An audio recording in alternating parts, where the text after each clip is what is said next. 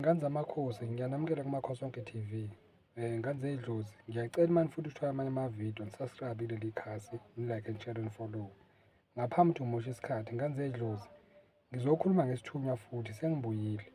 Ngane zamathonga, isithunywa ngisichaze kakhulu kulamaklasi ala ngaphansi.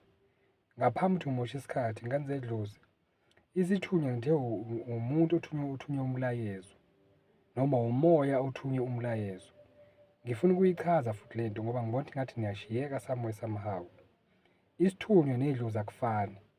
Ngizobeka idlozi njengento emile, then ngibeke isithunywa njengento ehambayo.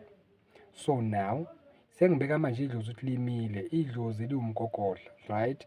Then isithunywa it goes and tells ingane ukuthi kuwukuthi, okay? So now come back to me now. Ngifuna ungahambi kakhulu. Come back. Ungayi kakhulu phambili. Now, listen to me. So, uma ngikhuluma ngesithunywa, ngikhuluma ngesithunywa as a whole. Angisihlukanisile ukuthi esakuphi nesakuphi. Ngikhuluma nje ngesithunywa as a whole, okay? Listen to this brilliancy. So, isithunywa ngane zey'dlozi is the one that tells you ukuthi what's going on. It's the one that tells you ukuthi ku-right noma akukho right. So, isithunywa wonke umuntu unaso. Ukuthi uyini angikhathali, unesithunywa because uyaphupha. Right, wonke umuntu unaso. Then iy'thunywa bese ziba ama-mandate amaningi ahlukene. Uma ngithi ama-mandate amaningi ahlukene, zinama-duties amaningi ahlukene. But i-duty yaso nje yokuqala ukuthi sikuphuphise. Vele kuwumsebenzi waso, awusiceli ngisho ukusicela, kuwumsebenzi waso okuyi-assignment noNkulunkulu, yangizwa yini? Ukuthi sigade, okay? Sifike kona sizokukhombisa. Ngoba ngisho uNkulunkulu, the creator, uma ubheka kulama-prophet alapha eBhayibhelini, noma kulama-chosen akhe lapha, ama-disciples akhe, wayefika ngamaphupho. Ngiyangizwa, wayefika ngamaphupho kubona, efika ngamaphupho kubakhombisa ukuthi kuzoba nje. Niyayizwa indaba?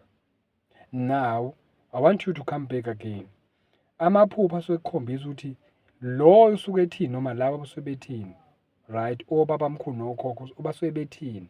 Bamile bona kanje, then isithunywa it goes and translate and kusichazele futhi. Yingako omunye azabone ma kufika isithunywa zomphuphisa into ayibone kalula, omunye kube nzima. So vele we find it very difficult thina abantu basemhlabeni abaphila enyameni to understand. Yingako phela sekumele uthole abantu bakamoya abanjengomkhuluphila who going to explain ukuthi this one it means this one. So when they come like this, the meaning of that is this one, but we don't do it like that. So yingako siwaphahlela amaphupho. Okay, we just don't just do it like that. So ingasiwaphahlela before sikutshele. Abanye siyakwazi ukuwasho, but it's not one size fit all ngokwesimo samaphupho esithunywa. Now, isithunywa sakho-ke ngane zedlozi, njoba sifika kanje sithunyiwe. Now you don't ask wena ukuthi isithunywe ubani, and you don't wanna even find out ukuthi sithunywe ubani isithunywa sakho, right? So isithunywa masikhombisile yonke lento le. So isithunywa sesenzani? Sikhombisa amabhizi, ibuhlalo, amabhubezi, inyoka, imfula, impophoma, intaba, yiphethu, abantu, iy'lwane. Ikhombisa into ey'ningi, ayikho into engakhombisi yona. Yingapha sikutshela ukuthi isipho sakho bazositshontsha somewhere somehow. Yingakho sikukhombisa ukuthi khona there are blessings that are coming. So isithunywa sikhombisa yonke into. So without isithunywa, these other spirits, all of them, all of them, I'm saying all of the spirits, okwabangoni, amanono, umndawe, abalozi, all the spirits lala, they need lesithunywa lesi because isithunywa isona siwumsebenzi waso nje ukuthi sikhombise yonke lento.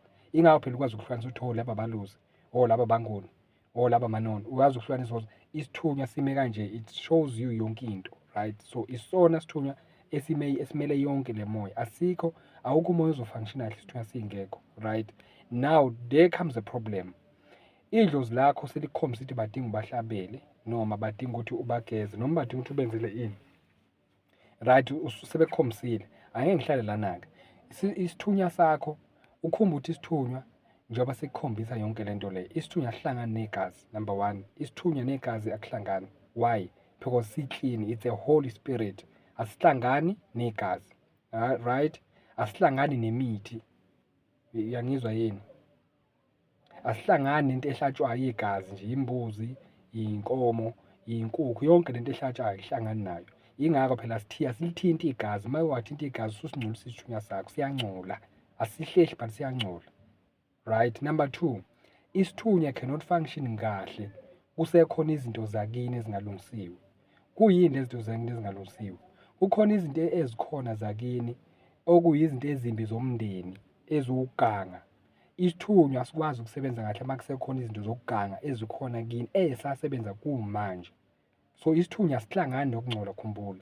So wena kungcolile kini. Uma ngithi kini, I'm not talking about the walls, but I'm talking about the spirit. I'm talking about wena msamo wabantu abadala, ngoba unomsamo wabantu abadala. So isithunywa esihambayo wena, esiphethwe yini? Esiphethe abantu abadala. So now isithunywa cannot function properly since abantu bakini bengcolile. Manje abantu bakini, I'm not talking about the people that live in flesh, but I'm talking about your ancestors that lived before, bengcolile bengageziwe. So isithunya siyayihlehle sithe ngoba akungcolile kuleli khaya. Uma ngithi leli khaya, I'm talking about your body. Sithi kungcolile kuleli khaya, let me move, sihlehle. Yiko phela ubona sushayeka, ubonanga sikukhombisanga isithunya ukuthi naku kulimala la, subona umsushayekile. Kanti sona siyahlehla ngoba phela sizwana into eklini.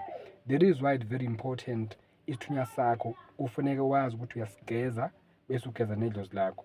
But isithunya sihlangani negazi. Idlozi liyahlangana negazi ngoba usukhipha ama-contract lapho, usukhipha zonke izinto ezingalungile phakathi kwekhaya. Ikhaya lakho, umzimba wakho. Okay, that's your first msamo. Right now, I'm trying to bring you closer, guys, nizokwazi uyi-understand le nto. Now, njengoba isithunya sakho singazwani nayo yonke le nto leyo, siyangcola uma sike sahlangana negazi, ususingcolisile. Leyo nto leyo is gonna affect isithunya sakho ukuthi so if you affect it like that, it won't function ngendlela efuneka safunctiona ngayo. Alright, so that is why it's very important to know ukuthi isithunya sakho, it must always be clean ngayo yonke indlela, because vele isithunya is very very clean, highly clean. Siyahambiselana nalabanono because nabazwani negazi. So this knowledge yale nto yesithunya nedlozi, you have to have it, okay, njengomuntu kamoya. Right? So now idlozi njengoba isithunya njengoba singahlangani negazi, idlozi liyahlangana negazi. Now abantu abadala usubahlabelile, I'm talking to a person now usebahlabelile abantu abadala, wabenzela imicimbi, wabenzela ini nani nani nani, no problem, phose kuvaleni.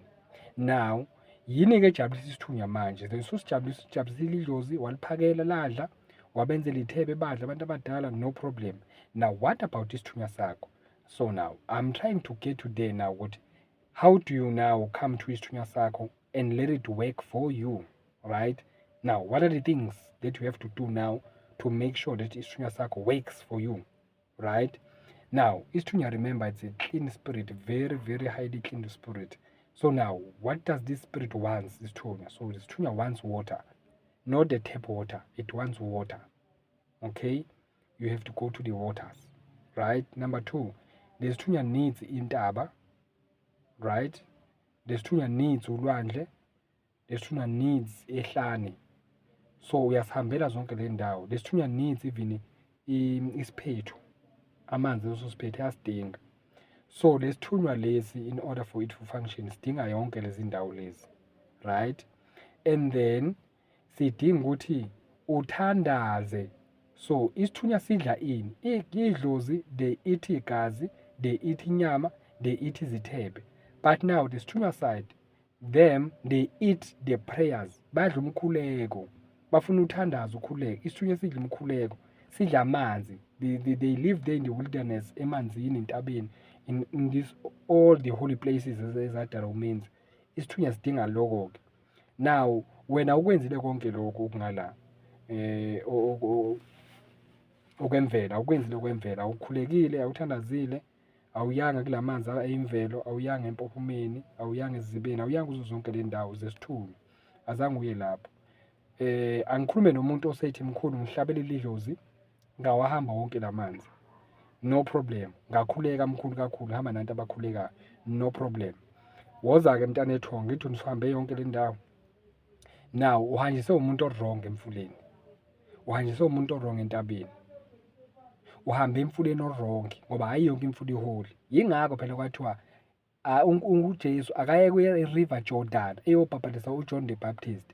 Umbuzo uthi yayidlulelwani yonke le mfule la? Iyona river Jordan, ngomfula la azohlala khona ingilozi kaNkulunkulu yohlala noJesu, la khona uJohn the Baptist, i-River Jordan, umfula omncane kunayo yonke, River Jordan. Kwakhuluma izwi ladilika lapho, la khala kuqala khona uJesu noma uNkulunkulu ukhuluma noJesu. Kubalulekile ukuthi uyakumuphi umfula. So uye emfuleni la isithunywa sakho singafuni ukuthi sisebenze khona. Right, ngoba phela iy'ndawo eningi sizaganga esiqaba manje, kunokuganga okuningi okuthize okukhona kulama-holy places. Abantu bayaganga benza imikhuba emibi, bayathwala nani nani nani nani. So isithunywa they cannot function lezo ndawo enjalo. That is why now you have to find out ukuthi iziphi indawo ezizoba right for isithunywa sakho. Now I'm trying to bring you an answer ukuthi why even if usukhulekile wabahlabela abantu abadala, still your things they don't work. You cannot get where you're supposed to be. Right now, njoba sekuke nje, you are with wrong people. You have a wrong group okhuleka nayo. Uye nabantu abangekho right. Yes, ba spiritual, but yingakho khona phela ama false prophet. Ukuthi ukhona umuntu owedlozi owamanga. Ukuthi ayena umuntu owedlozi just an attire nebuhlalo nani nani, but ayena umuntu owedlozi ngempela, the false prophet. Yayizwa indaba. So make sure that you are working with right people. Abanjengomkhuluphila ngimbeka lo mkhulu ngoba umkhulu muhle, angisho ungezi kimi, angikufuni nje hamba le wedwa ungezi la kumina, but ngizama ukubekela ukuthi omkhuluphila bahle kakhulu. Ngiyamthanda lo bhuti lo umkhuluphila, is very ngiyamthanda lo mkhulu. So nganze idlozi bese ubheka ukuthi imkhuleko yakho ethi ngisazokhipha ividiyo yalapho. So imithandazo yakho lo yithandazayo ayihambelani nesithunywa. Ungayithandaza uqede. There are prayers that you're supposed to pray in order to evoke isithunywa sakho. There are prayers that you're supposed to pray. Noma ungakhuleka ulifunde lonke iBhayibheli, read your Bible lonke from Genesis to Revelation or from Revelation to Genesis, it doesn't matter. Things will start, your things will not move. Your things will just stay stationary. They will not move. Because kunemkhuleko nemthandazo ungayithandazile. Ngizokunika nje umthandazo owodwa. Awasusile ama-general cases. Awasusile noma ama-ancestral cases awasusiwe. So now iBhayibheli noma ungalifunda ngala uzoyophila ngala, wasting your time. You are wasting isikhathi sikaNkulunkulu empilweni yakho. Because vele kunje. So make sure ukuthi isithunywa sakho is aligned ne-wilderness. Make sure that isithunywa sakho is aligned nemvelo nawe imbala. It's aligned nawe, right? And make sure that you choose proper people that you're gonna work with them. But you mustn't join ama-group amaningi because ama-group awekho right. So once abantu baba-4 baba-5 kuba inkinga lapho. That is why I prefer to walk alone in this journey, and I don't want anybody in my life. Ngiright ngingedwa walking this journey kujulile. So nganzethonga, choose properly who's going to help you. Don't make a mistake to coming umkhuluphila. Don't come to me. Hamba lapha ya, la ufike kuthwebule khona. Uzoba right ke lapha.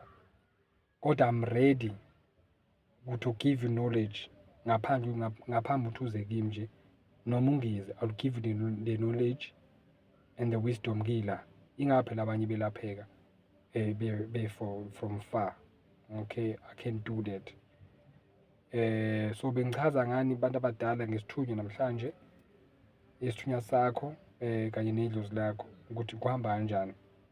So nganze idlozi ngithi ngishiye lapho kwamanje, and then ngisazobuya ngigijime ngamanye amaphupho. Okay, ngiyabonga kakhulu nganze idlozi. Amen.